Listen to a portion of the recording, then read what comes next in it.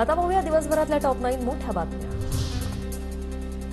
गुणरत्न सदावर्तेनं अजून एक धक्का, निकष न पाळल्यानं सदावर्तेंचा मेहुणा सौरभ पाटीलची एसटी बँक व्यवस्थापकीय पदावरून हकालपट्टी। देशातल्या सर्व संस्थांवर भाजपचा कब्जा, ईडी सीबीआयचा धाक दाखवून दबाव टाकण्याचा प्रयत्न। नागपुरातल्या सभेतून राहुल गांधींचा हल्लाबोल। चाहे सुप्रीम कोर्ट हो, इलेक्शन कमीशन हो, ये आपकी संस्थाएं हैं। सारे के सारे इंस्टीट्यूशंस पर ये कब्जा कर रहे हैं। नागपुरात काँग्रेसची सूक्ष्म रॅली, राहुल गांधींना ऐकण्यासाठी कोणी आलं नव्हतं। फडणवीसांची काँग्रेसच्या सभेवर टीका।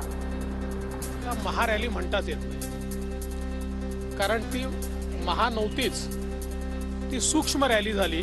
आलेले लोकही राहुल गांधींच्या भाषणाआधी निघून जात होते, त्यांचं भाषण ऐकण्याच्या मानसिकतेत कोणी नव्हते। देशात आमचं सरकार आल्यावर जातनिहाय जनगणना करू, तरुणांना रोजगार देऊ, राहुल गांधींचं नागपुरातल्या सभेत आश्वासन। हमारी सरकार आएगी, दिल्ली में आएगी, हम जाति जनगणना आपके लिए करके दिखा देंगे।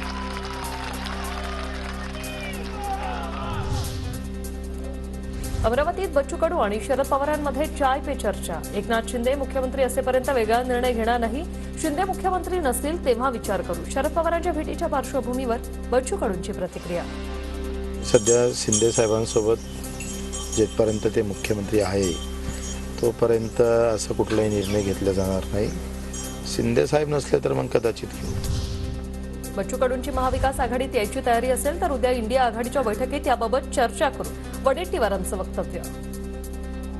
बच्चू कडूंना कदाचित त्यांच्या मनात काय मला नाही सांगता येणार, पण ते जर महाविकास आघाडीसोबत आले तर या सगळ्या 3 तिघाड्याच्या सरकारमुळे वैतागले असतील, आले तर स्वागत करू। लोकसभेसाठी 1-2 नव्हे तर आम्हाला 3 ते 4 जागा हव्या, बच्चू कडूंचा दावा। जिथे आमचं चांगलं होईल तेच आम्ही पाहणार, असंही केलं विधान। अमरावती लोकसभेवर प्रहान दावा सुद्धा केला होता आणि ही जी जागा आहे महाविकास आघाडीची राष्ट्रवादीकडे आहे, त्यामुळे दोघांच्या चर्चेला आम्ही 1-2 जागेसाठी करणार नाही, करू तर 3-4 जागा घेऊनच करू। धनगरांना एसटीत सामावून घेण्यासंदर्भात टेस्टचा अहवाल बासनातच। अभिप्रायासाठी महाधिवक्त्यांनी 4 वर्ष घेतली, अखेर 2,47 लाख खर्चून कोणत्याही अभिप्रायाविनाच अहवाल माघारी। पीएम किसान योजनेद्वारे केंद्राकडून शेतकऱ्यांना आता 6,000 ऐवजी 9,000 मिळणार।